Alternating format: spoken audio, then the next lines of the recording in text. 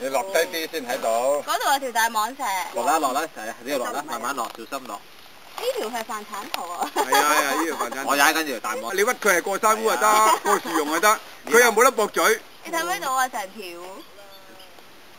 嗰條蟒蛇嚟㗎。呢條都係啦。嗰條蟒蛇嚟㗎。係喎。幾犀利啊！係喎。係好睇啊！成條骨嚟啊！幾直。呢條都係嚟㗎喎。呢條都係啊，嚟啊！阿芝芝踩住個腳趾踩住嗰條都。你喺度影完相你都唔知。嚇乜蛇嚟嘅咩？個邊忽似石啊咁啊！